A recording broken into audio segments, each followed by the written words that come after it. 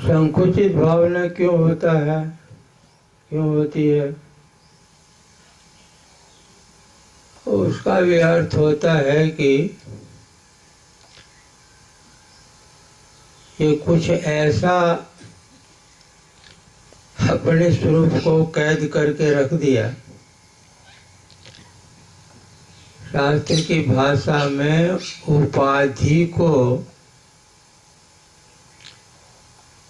उपाधि में उपहित को बांध लिया, या उपाधि ने उपहित को बांधा। बंधन जैसा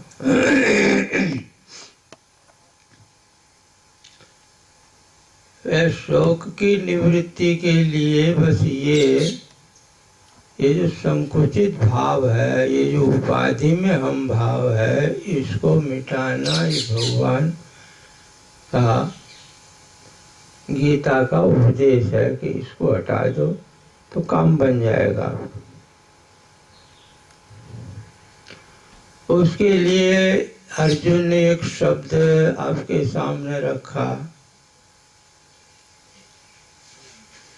पूरा पहला अध्याय बोला भगवान श्रोता है, अर्जुन भक्ता है। ये अर्जुन ने जो जो बातें कही भगवान बहुत ध्यान से सुनते रहे। पर आपको आश्चर्य होगा कि कोई नूनच नहीं किया। ये तेरी बात खराब है बीच में। देखो कभी कभी ऐसा होता है ना, कई आदमी की ऐसी एक आदत होती है, वह दूसरा बोलने लग जाए ना तो अनुकूल ना है तो झट काट देगा, बंद कर। और खास करके जो गुरु लोग होते हैं, बड़े होते हैं, अपना छोटा बोल रहा है, वो जैसे प्रतिकूल है वैसे काट करके कि बंद कर, तेरा प्रयत्न होगा। पर भगवान की खूबी देखो, पूरा शास्त्र सुनाने लगा, धर्म शास्त्र जो है सुनाया अर्जुन ने। भगवान तो ऐसा मालूम पड़ता कि अपने बाम बाहु कृत बाम कपोला, अपना कपोल को बाहों के ऊपर रख करके बड़ा ध्यान से सुन रहे को।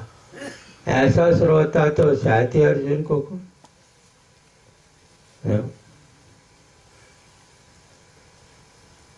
अर्जुन के मन में आई होगी कि ये तो बड़ा गड़बड़ होगा, हमारा कुआ हुआ। हाँ ना तो कुछ करते हैं कि बात तेरी बिल्कुल ठीक है कि गलत है, कुछ तो बोलते।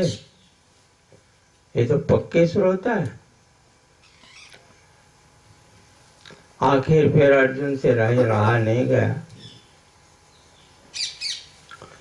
समझ गए कि हमारे बोलने में कुछ त्रुटि हुई है, कि क्या है भगवान के लिए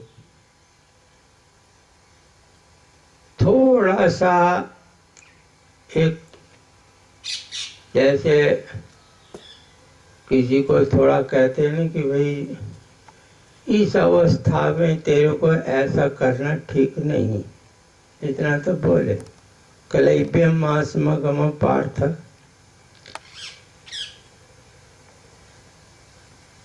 पर जब आगे अर्जुन ने कहा तो भगवान सावधान हो गए कि हाँ अब ये हमारी बात सुनने के लिए तैयार। कार्पण्य दोषोपहत स्वभावः पृच्छामि त्वां धर्म संबोध चेता श्रेयः। भगवान ने जो है समझ लिया कि अब आए।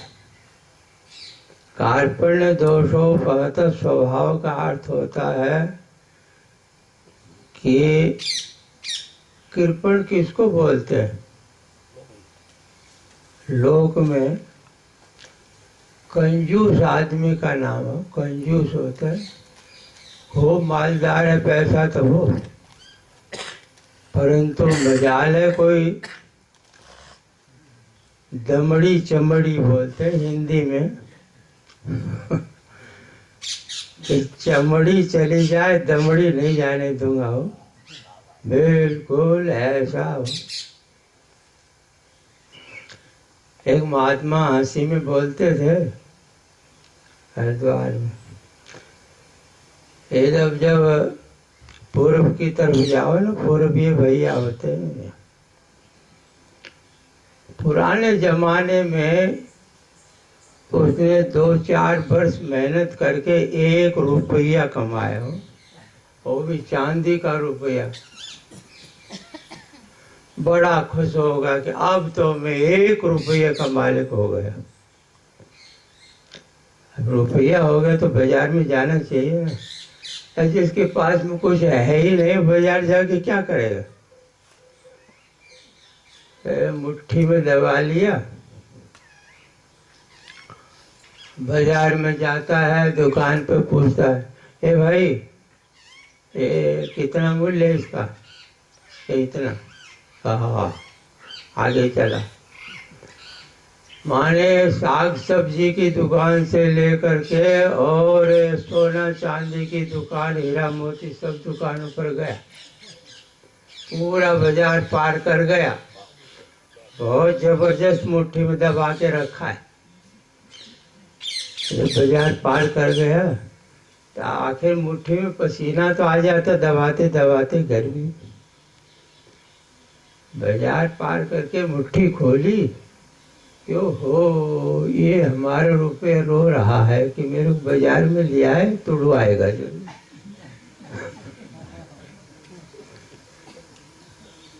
कहते अरे भैया, हे रुपया, देखो मैं मर जाई हूँ तो ही न तोड़ाई हूँ, चाहे मेरी प्राण निकल जाए पर तेरे को तोड़वा नहीं सकता। इसका नाम है कार्पण्य, कृपण, कंजूस। ये रुपये की बात नहीं है, ये अपने लोगों की बात है, ये कथा हो रही है अपनी। एक जीव ऐसा कृपण हो गया, संकुचित, इतना संकुचित हो गया कि इसका था नहीं, इसके पास रहेगा नहीं, उसके अंदर अहम भाव करके बैठ गए कि बस यही मैं। कितना बड़ा अंधन तम प्रविशन्ति या विद्याम उपासते।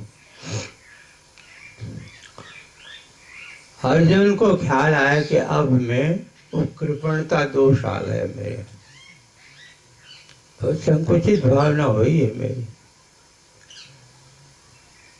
कार्पण्य दोषोपहत स्वभाव परीक्षामि त्वाम धर्म सम्मूढ़ चेत श्रेय निश्चितम ब्रूहि तन्मे। अंतिम पद बोला है शिष्यस्तेहम साधिमाम त्वं ब्रत।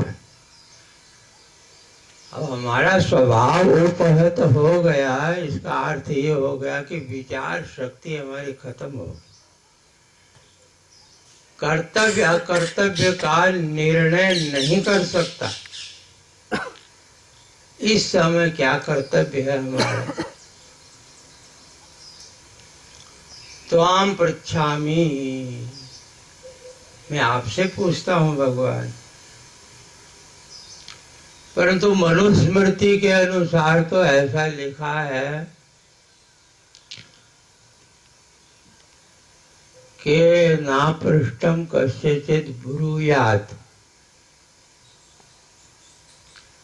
न च अन्यायेन पृच्छ्यता जानन्नपि हि मेधावी जड़वल्लोकमाचरेत्। कितना भी आपको ज्ञान है, संपूर्ण शास्त्रों के आप ज्ञाता वेत्ता हैं,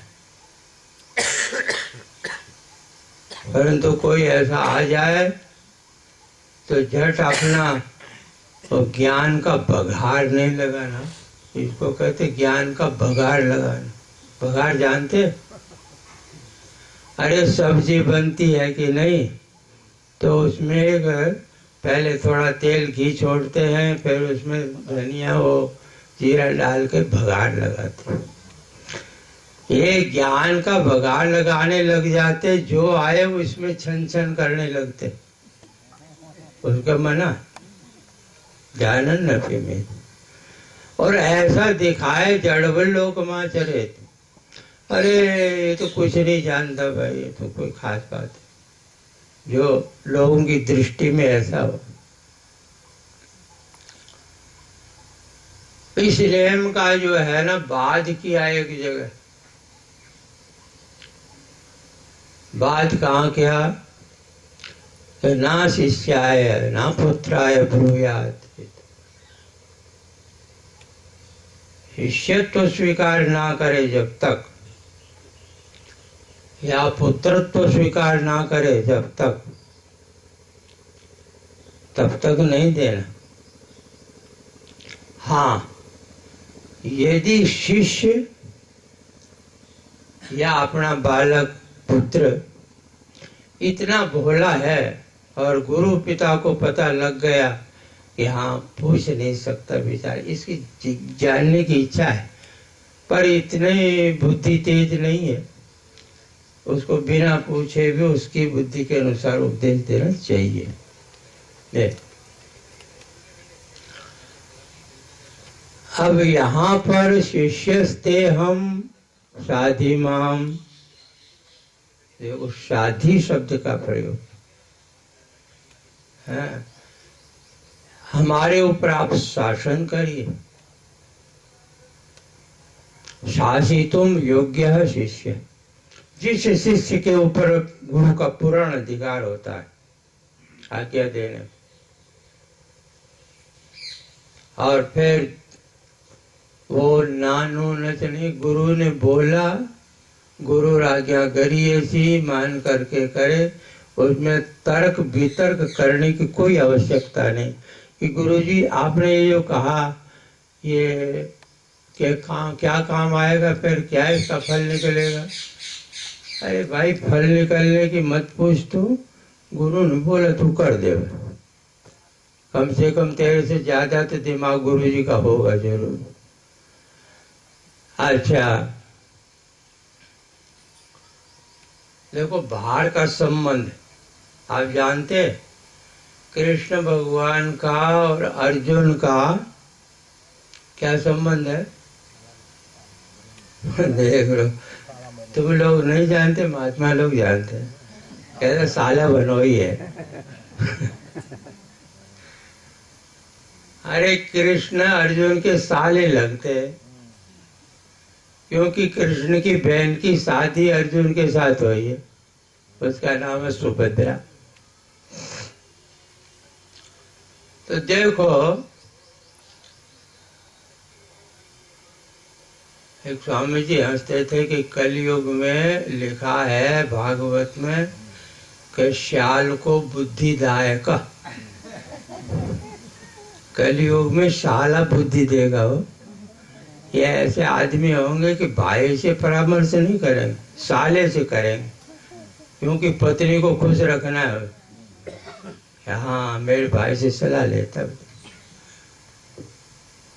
तो वो कह रहे थे परंपरा कृष्ण ने चलाई, उसके आदि आचार्य गुरु वही है। हाँ यहाँ साला बुद्धि दे रहा है वही, और ऐसी बुद्धि दी है कि कोई संसार में दे नहीं सकता दूसरा। ये साला साधारण साला नहीं है, ये गुरु जगत गुरु, क्या कृष्णम वंदे जगत गुरु, ऐसा शिष्यत्व आज स्वीकार किया। इसका अर्थ ये हो कि पूर्ण अहंकार अर्पण कर देना, ये शिष्यत्व का लक्षण। अरे भगवान आगे थोड़ा हंसे हो, शिष्यत्व स्वीकार कर लिया उन्होंने, फिर एक शब्द अर्जुन बोला कि न योत्स्य इति गोविंद मुक्त्वा तूष्णीम बभूव। कहा भगवान और तो जो करो कहोगे सो करूंगा, पर युद्ध नहीं करूंगा। न योत्स्य, भगवान मुस्कुराए कि अच्छा चेला बना, कि पहले तो कहा कि जो आप कहोगे सो करने को तैयार, और फिर कहते गुरुजी देखो और तो सब करूंगा, एक काम नहीं करूंगा तुम्हारा। तो कैसा शिष्य हुआ? पर भगवान समझ गए कि अब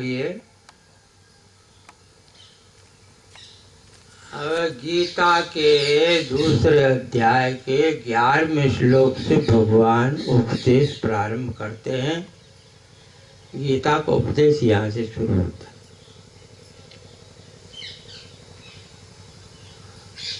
और कई संतों का, भक्तों का ऐसा अनुभव है कि जिसको ज्यादा शौक आ जाए ना,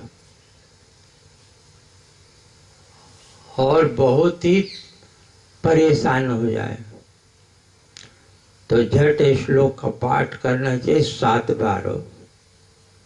अशोचाननुशोचस्त्वं प्रज्ञावादांश्च भाषसे गतासु न गतासुंश्च नानुशोचन्ति पंडिताः। है और झट या तो अपने गुरुदेव को सामने रखो या भगवान वो सुन रहे हैं ऐसी भावना से, और इस श्लोक का उच्चारण करो, शोक वहीं समाप्त हो। ये दवा है शोक।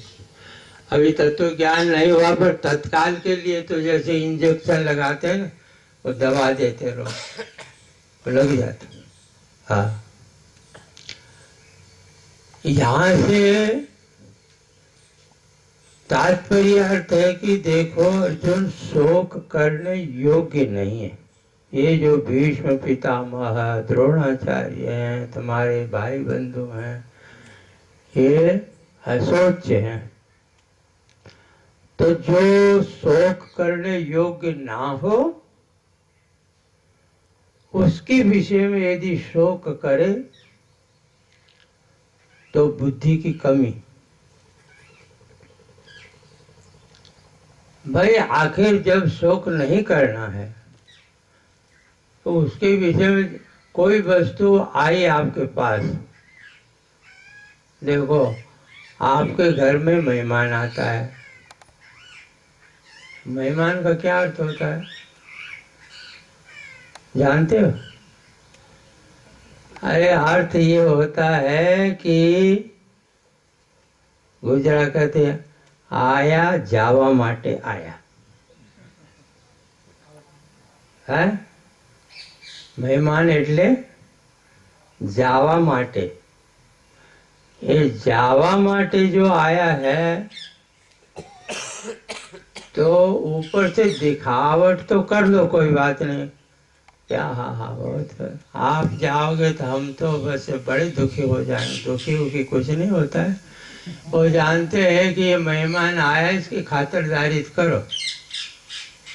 और खातिरदारी करो, और वो यदि मेहमान ऐसा हो जाए कि अरे मेरी तो खातिरदारी बहुत होती भाई, आया 3 दिन के लिए, कहता है कोई बात नहीं, अब तो मैं 3 महीना भी रुक जाऊंगा। तब देखना घर वालों का क्या हाल होता है। फिर तो कहे बाबा ये तो जाए तो अच्छा है। पहले उनको जो है बहुत अच्छा भोजन देते थे, फिर सूखी रोटी देने लग जाएंगे, जानते कि जल्दी चला जाए। शरीर तुम्हारा मेहमान है, निश्चित रखो। आत्मा के विषय में शोक नहीं ना। यदि आत्मा के विषय में शोक हो तो अपने विषय में भी होना चाहिए कि मैं चला जाऊं। नहीं, भगवान ने यहाँ दोनों तरफ से जो है अशोच्य शब्द का अर्थ किया। आगे इसका विस्तार फिर श्लोकों में बतलाया कि आत्मा की नित्यता, शरीरों की अनित्यता।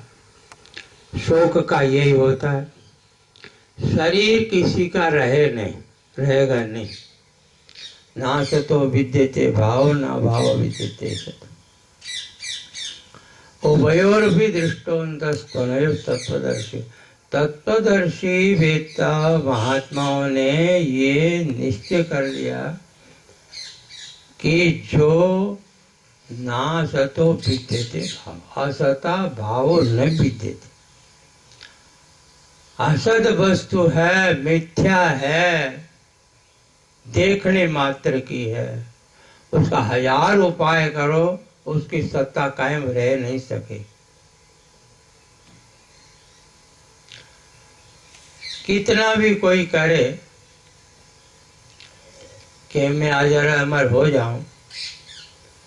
वो ये अधिक मास की कथा में आता है ना, एक ब्राह्मण ने वो देवता को प्रसन्न किया। वो कहा कि देवता ने कहा क्या मांगो वरदान। कहा हमको एक पुत्र हो जो कभी ना मरे। उसने कहा अरे बाबा ऐसा नहीं होता, हम ही जब मरने वाले हैं, हमारा काल आ जाएगा तो तेरे को पुत्र कैसे देंगे? ये तो सृष्टि का नियम। तो पूरा का पूरा ब्रह्मांड के अंदर एक नियम लागू हो गया कि जातस्ते ध्रुव मृत्यु, जो जन्म लिया है उसकी मृत्यु अवश्यम भावी है, टल नहीं सकती। तलक लिखा है कि जिसकी मृत्यु हो गई उसके विषय में रोगे तो उस आत्मा को कष्ट होगा, और उसके लिए सत्कर्म करो है तो उसको सुख पहुंचता है। इसलिए शोक रोना धोना ये करते हैं, वो एक स्वार्थ मात्र था, इसलिए उसके लिए नहीं होता। इसलिए भगवान ने साफ कहा कि भाई ये आत्मा की दृष्टि से भी शोक नहीं है, शरीर की दृष्टि से भी शोक नहीं है। दोनों दृष्टि से देखो तो शोक से पार हो जाओ। अब थोड़ी सी रही कर्तव्य कर्म की बात। ये तो अंत में देहा नित्य शोकता शरीर, ये तो बोल दिया भगवान। हाँ, और अनाशी आत्मा है, उसका कोई नाश नहीं कर सकता। ना भाव भी देते सता। एक आदमी जा रहा था पहाड़ के ऊपर, एक ऊपर से नीचे आ रहा था, दोनों मिल गए। ये ऊपर से आने वाला बड़ा नास्तिक आदमी था और नीचे से ऊपर जाने वाला आस्तिक था। पहाड़ के ऊपर एक मंदिर था, दर्शन करने के लिए जाता था रोज। जब इनकी बातचीत हुई, उसने पूछा ऊपर वाले ने कि तुम कहाँ जा रहे हो? उसने कहा भगवान के दर्शन करने के लिए जाता हूँ रोज ऊपर। क्या रहा शू बोले से तू आ थोड़ा भगवान तो मरी गयो कर, अत्यारे हूँ फूकी ना आयो, ऐसा बोला। मर गया। अभी उसको दाह संस्कार करके मैं आया।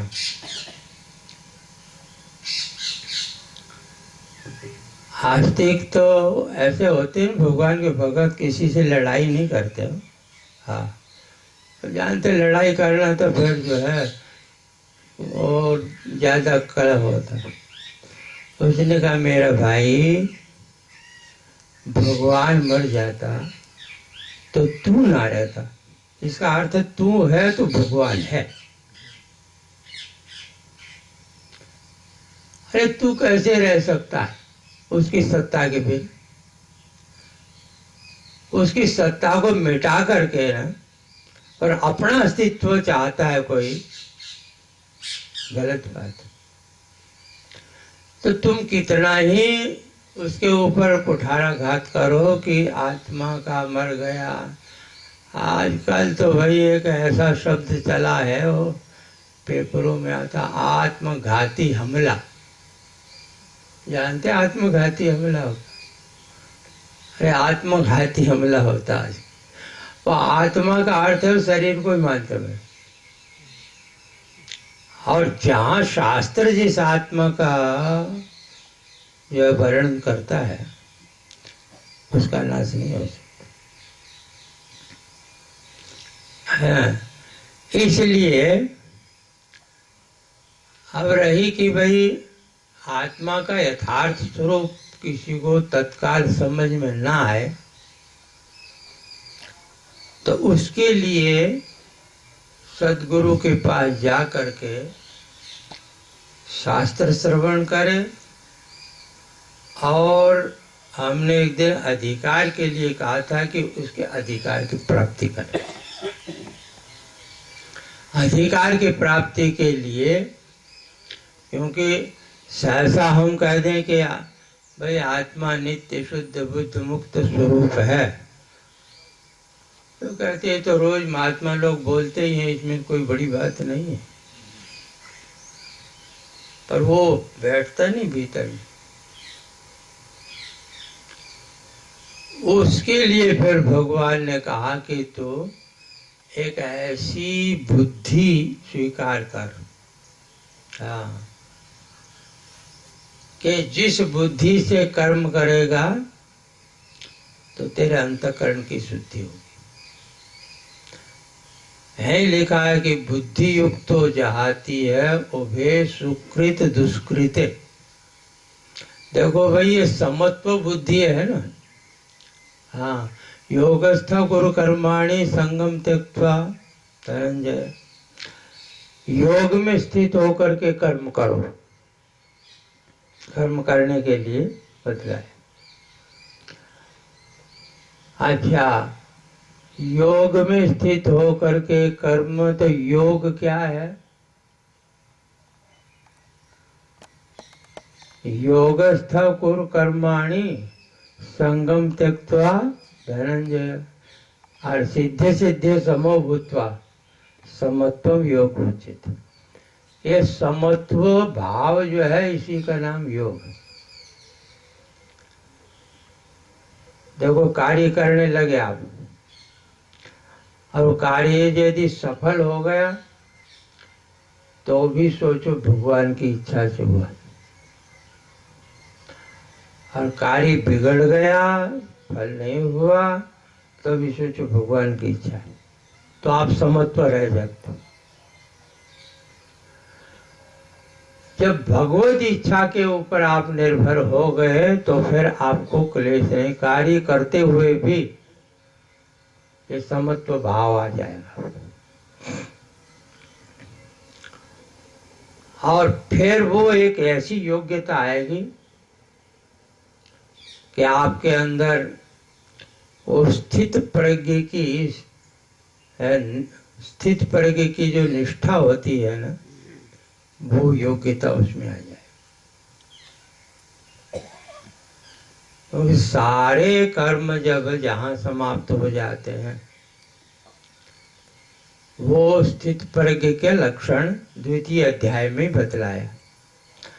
पर इससे पहले साधक अपनी परीक्षा करता रहे कि संसार में जब काम करते हैं तो कितना समत्व भाव आया है, कितना नहीं आया। साधक के लिए परीक्षा अपने आप बतलाई है। संत शास्त्र आपको बतला देंगे, पर अपनी स्थिति आप एकांत में बैठ करके और विचार करें कि पहले जब हम मान लो संयम सप्ताह में नहीं आए, सत्संग नहीं सुना, संसार में थे, उस स्थिति और अभी वर्तमान की स्थिति में कितना फर्क आया। कई लोग कहते सुनते तो हैं, हमको समझ में नहीं आया। हम बहुत विचार करते, हम कहते कि तुम ये तो सोचो कि जब सत्संग आदि में नहीं आते थे, उस समय का और इस समय का कितना बदलाव हुआ है। कहाँ, ये तो बहुत फर्क है। पहचान ये होता है जब मनुष्य ये स्वीकार कर लेता है। देखो, केदार बाबा जी ने रात्रि को बतलाया था कि या तो ऐसा रखो कि इतना संकुचित कर जाओ कि ये मैं इससे भी पतला, इससे भी पतला, इससे भी छोटा, इससे भी छोटा, तो बंधन ही नहीं आया। अहंकार को समाप्त करो कि जो कुछ हो रहा है, ये तो गुरुदेव पर पूरी श्रद्धा है तो उनकी इच्छा से हो रहा है, क्योंकि परमात्मा स्वरूप है। गुरु और ब्रह्मा गुरु विष्णु, यह अपना इष्ट देव है कोई, उस पर छोड़ो, तो उनकी इच्छा हो रही। चाहे आपके पास संसार की कितनी भी ऐश्वर्य प्राप्त हो जाए तो भी आपका नहीं हो सकता, और चाहे दरिद्रता आ जाए। कभी कभी ऐसा होता है कि किसी पहले जो है दरिद्र भाव होता है, फिर बहुत ऐश्वर्यशाली होता है, इसके बाद फिर दरिद्र होता है। ये तो कई घटनाएं घटती। अब इस अवस्था में सम रहना, दरिद्र रहे तो अपने झोंपड़पट्टी में रहे तो वो भी आनंद में रहता है, पर एक बारी बम्बई के जो है उसे 30 महल में रह करके न फिर वो झोपड़पट्टी में रहना, इसमें यदि संबुद्धि आ जाए कि हाँ भगवान की इच्छा है, तो समत्व बुद्धि आ गई। और वे सुकृत दुष्कृत निश्चित, भाष्यकार ने तो लिखा है उसको तत्व ज्ञान होगा निश्चित, नहीं तो दोनों जो है ना पाप पुण्य ये बिना तत्व ज्ञान के दूर होते ही नहीं। तो लिखा है बुद्धि युक्त तो जाति होवे सुकृत दुष्कृत, दोनों। अरे हरि ओम तत्सत, हरि ओम। गाड़ी को देखा नहीं भाई, गलती हो गई। हरि ओम हरि ओम।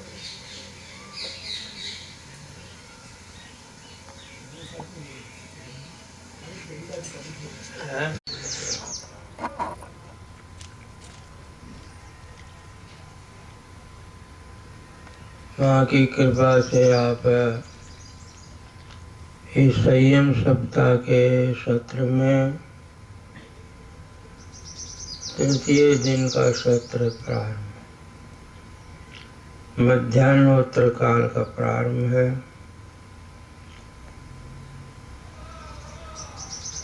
गीता के विषय में कुछ आप श्रवण कर रहे हैं।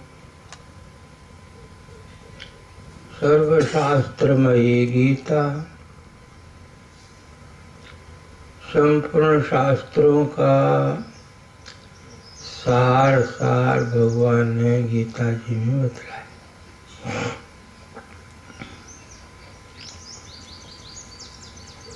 शास्त्र क्या कहते हैं आपको?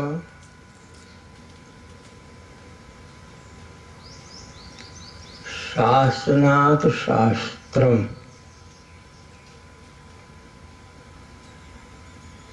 जो शासन करे वो शास्त्र।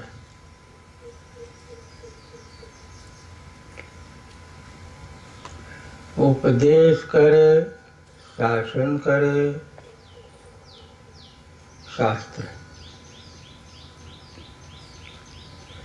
किस तरह है आपका जीवन उन्नत हो, कैसे परमात्मा की प्राप्ति हो, कैसे स्वरूप का बोध हो, ये सब शास्त्र में होता है। शास्त्री शासनात्वा, शासन करता है, उपदेश करता है और आज्ञा भी देता है। क्या इदम तव कर्तव्यम अस्ति, हे जीव तेरा कर्तव्य।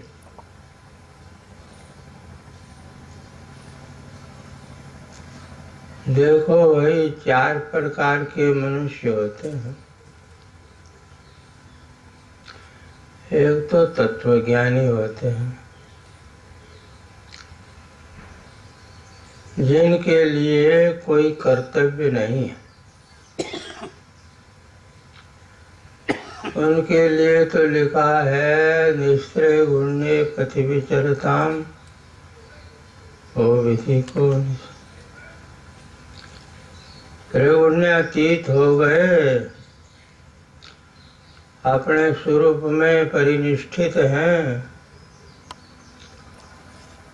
वो कुछ काम करे ना करे उनसे कोई फायदा उनको नहीं होता। कभी कभी किसी जीव के प्रारब्धवश लोकहित का किया जाता है, पर उनका कोई कर्तव्य नहीं। उसको लोक संग्रह ऐसी भाषा बोलते, लोक संग्रह।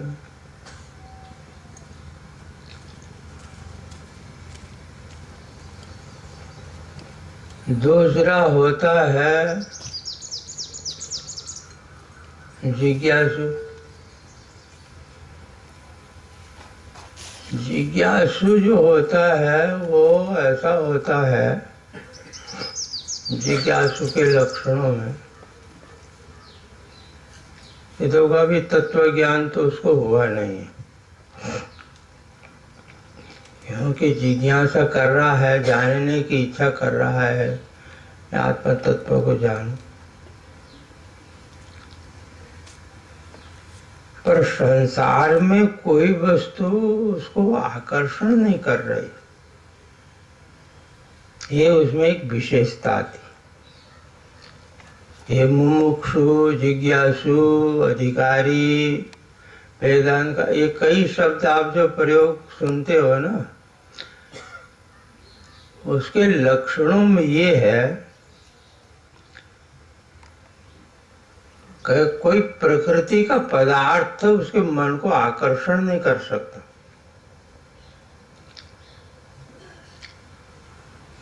केवल एक उसके हृदय में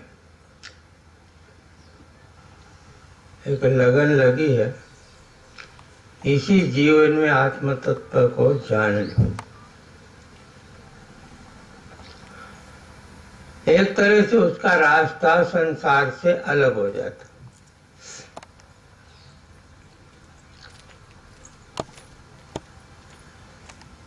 बहुत लोग ऐसे होते हैं ना, ऐसे आप कहते नहीं भगवान का परम भक्त है। भगवान का परम भक्त का अर्थ क्या होता? भक्त आएगा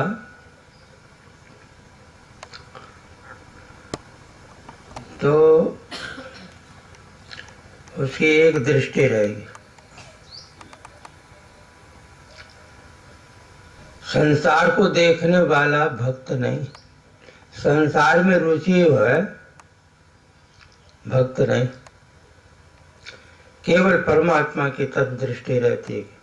उसको प्राप्त करना है या अपना इष्ट देव मान लो। पर एक बात ये भी ध्यान रखना, कई जगह ऐसी होती है कि भक्त भगवान को प्रकट कर लेता है, भगवान बात भी करते, भक्त से भगवान बात करते, परंतु अशांति कभी कभी आती। भगवान कई ऐसे दृष्टांत मिलेंगे, भगवान ने ही कहा कि अब तुम अपने गुरु के पास जा। कारण क्या है? भगवान ने तो अपना वास्तविक स्वरूप उसको अभी बतलाया, खाली उसकी भक्ति से जितना भाव था उस भाव के अनुसार सामने आए हैं। भगवान का स्वरूप क्या है वो तो शास्त्र और सद्गुरु बता सकते। इसलिए यथार्थ भक्त कहो, जिज्ञासु कहो, केवल एक दृष्टि परमात्मा की तरफ रहती है, आत्मा की तरफ रहती है। अच्छा, तीसरी कोटि ऐसी होती है कि वो देखो ये सब अलग अलग अधिकार का विशेषण है। चाहता है मेरे को पदार्थ मिल जाए, भोग मिल जाए, ये इच्छा है, हमारा परिवार ठीक रहे और सुख शांति रहे, घर में धन संपत्ति बढ़े, खूब आनंद में रहें, खेलें खाएं, ये। और एक ये भी रहता है कि हे भगवान, कोई हमसे सब पाप ना हो जाए जिससे हमारी दुर्गति हो। अब देखो दोनों चीज है, घर में चाहता है, अपने लिए चाहता है सब पदार्थ हमको मिल जाएं, हमारा परिवार खूब सुख में रहे, और कोई ऐसा कर्म इसके बीच में ना आ जाए कि फिर दुर्गति में ले जाए। इसको शास्त्र की भाषा में तो विषय बोलते हैं, पर विषय का अर्थ ये नहीं करना कि शास्त्र मर्यादा को छोड़ करके ने विषय को स्वीकार करता। विषय को स्वीकार करता है शास्त्र की मर्यादा में। ये शास्त्रीय मर्यादा में कर्म अपने लिए कर रहा, फल चाहता है, भगवान की पूजा करता है, तीर्थ करता है, व्रत करता है, नियम करता है, संयम करता है, पर चाह है संसार के पदार्थों की, उसके लिए भी शास्त्र है।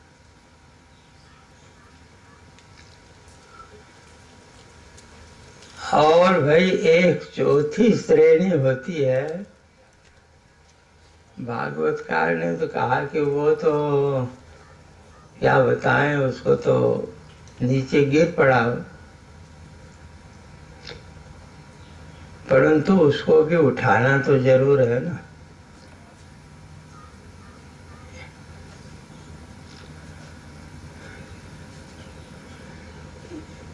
इतना नीचे गिर गया जिसकी श्रेणी पामरता में आई।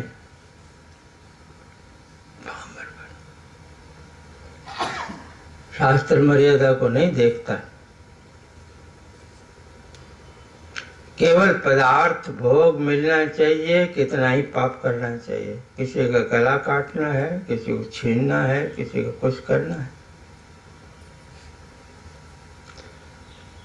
शास्त्र वो है जो सबका उद्धार चाहता है, वो शास्त्र। कई जगह आप ऐसे मंत्र देखोगे शास्त्रों के कि अरे ये क्या बोल दिया, सोत्रा मरण्याम सुराम पिपे। सोत्र मरने की आग होती है, हाँ, उसमें दारू पी लो, ऐसा लिखा। अब आपके जैसा कोई जिज्ञासु सुने कि ये वेद मंत्र है क्या? ये कैसा वेद मंत्र है? सब कुछ हो। ये हमने कई बार पहले भी आपको बतलाया कि शास्त्र को जो पढ़ो ना, तो थोड़ा सा क्लास भेद करके पढ़ना हो, नहीं तो शास्त्र आपको बिल्कुल समझ में नहीं आए और ऐसी उलझन आएगी, ऐसा दिमाग में आएगा कि शास्त्र तो उसके लिए लिखा है कि तू इतना पाप ना कर, तेरे को जो चाहिए हम देंगे।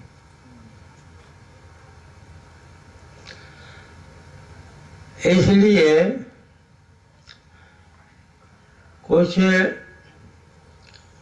गीता जी तो एक जिज्ञासु को सामने रख करके उपदेश कर रही, ज्ञानी के लक्षण बताएंगे और जिज्ञासु को उपदेश बतलाएंगे।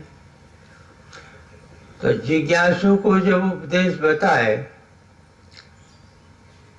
तो उसके लिए विषय के लिए हटने के लिए करेंगे। तो जिज्ञासु है तो परमात्मा की तरफ जाना चाहता है, तुम आत्मा तत्व को जानना चाहता है, तेरे लिए वो मार्ग नहीं, इस मार्ग में। तृतीय अध्याय में कुछ ऐसी शंका अर्जुन के पास आ गई,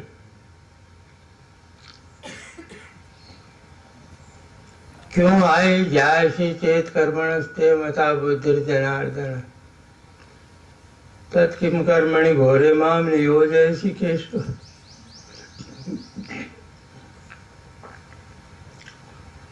भगवान ने युद्धस्व एक शब्द बोल दिया, युद्ध कर दो।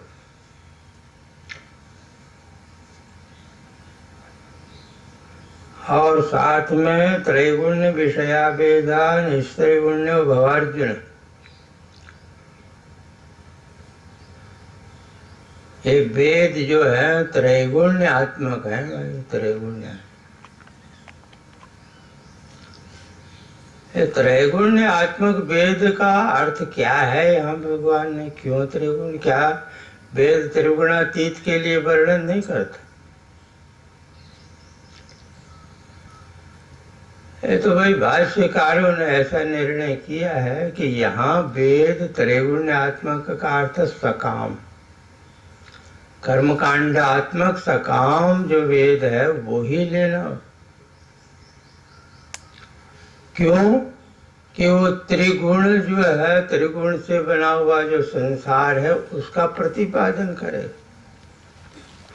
यामिमां पुष्पिकां वाचं प्रवदन्ति विपश्चित् वेदवादरता पार्थ नान्यदस्तीति वादिनः कामात्मानः स्वर्गपरा जन्म कर्म फलप्रदां क्रिया विशेष बहुलां भोगेश्वरी गति। ये देखो ऐसा सोम वाम अमृता भूम, अरे हमने सोम पान किया है, अमृत हो गए देवता हो। वो जो वाणी है वो पुष्पित वाणी है कि ये मिल जाएगा। न च दुखेन संभिन्नम न च ग्रस्तम अनंतरम अभिलाषोपनीतम च तत्सुखम स्वपदास। ये स्वर्ग में जाओगे ना तो देखो ऐसा ऐसा जो संकल्प करो चीज सामने आ जाएगा। मैं जैसे विमान में घूमो, कोई तुमको ना ताव आएगा, ना वृद्धावस्था आएगी, ना जरावस्था आएगी। हाँ, देवताओं के वहाँ वैद्य डॉक्टर भी नहीं होंगे, मानते तो है अश्विनी कुमार वैद्य, कभी कभी होता होगा रोग, क्या फर्क। पर ये है कि अपने जैसे हॉस्पिटलों में भरे रहते हैं लोग, वहाँ जाके देखो मालूम पड़ता आपको सारी दुनिया बीमारी बीमारी। बड़े बड़े हॉस्पिटलों आपको जगह नहीं मिल रही है। शास्त्र का देख करके फिर उसमें लग जाते हो कि हाँ यहाँ से भी ज्यादा भोग वहाँ मिले। वहाँ त्रिगुण विषया वेद अर्थ किया। संसार का प्रकाश करने वाले जो वेद हैं, वेद मंत्र हैं, कर्मकांडात्मक हैं, वो चीज चाहिए तेरे को, ये लो, ऐसा कर्म करो, पुत्रेष्टि याग करो, पुत्र मिल जाएगा, अमुक मिल जाएगा, सब मिल जाएगा। अब ये है कि कोई कोई कहते निस्त्रिगुण्य भव अर्जुन, तो त्रिगुणातीत हो जाए, ये अर्थ नहीं है यहाँ पर। निस्त्रिगुण्य भव का अर्थ होता है निष्काम भव, निष्काम हो जाए, कोई कामना नहीं रखना मन में, कर्तव्य कर्म कर, निर्द्वंदो नित्य सत्वस्थो निर्योग क्षेम आत्मवान।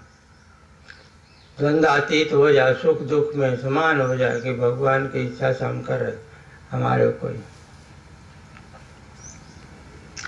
और नित्य सत्व गुण में स्थित होने के, देखो जिज्ञासु को चाहिए कि सत्व गुण की वृत्ति जिज्ञासु के अंदर रहनी चाहिए।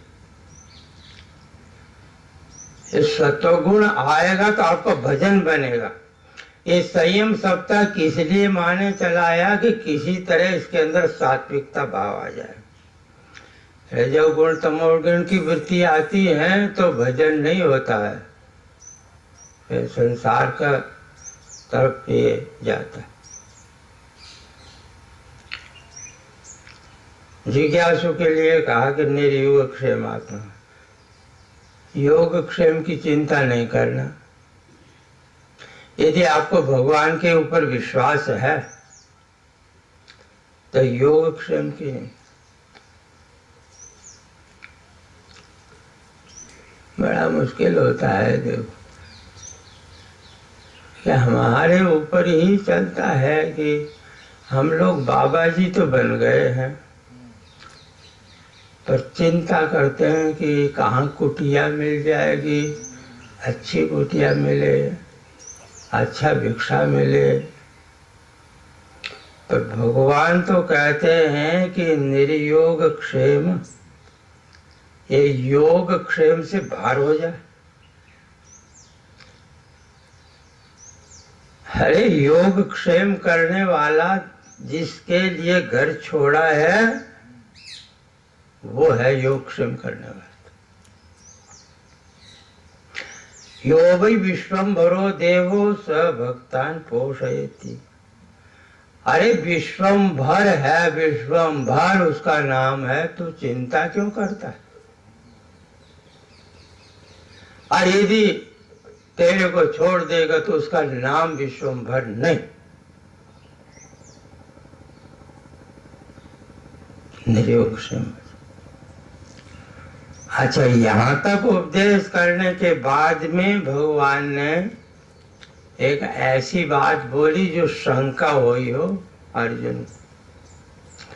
यावान अर्थोत्पाने सर्वतः संप्लुतोदके तावान सर्वेषु वेदेषु ब्राह्मणस्य बीजानता। बीजानतः ब्राह्मणस्य, जिसने आत्म तत्व को साक्षात्कार कर लिया, वो जो ब्राह्मण है, ब्रह्मभूत हो गया है, उसके लिए संसार का कितना प्रयोजन रहता बाकी। अथवा ये बाहर वाले सुख जो हैं उनको ऐसे ही लगते। वो दृष्टांत दे के बतलाए। यावान अर्थ उदपाने, उदपान बोलते हैं छोटे छोटे गड्ढों में जल भरा रहता है, उसको उदपान बोलते हैं। उद माने जल, पिया जाता है, उसमें थोड़ा सा पी सकते हो, किसी में हाथ धो सकते हो। अब उसको यदि अचानक नर्मदा मैया मिल जाए तो बस, अब उदपान से कितना प्रयोजन हुआ? कुछ भी नहीं। अरे नर्मदा नहीं थी, थोड़ा सा जल था गड्ढे में, एक गड्ढे में हाथ धो लिया, एक में कुल्ला कर दिया, तो इतने।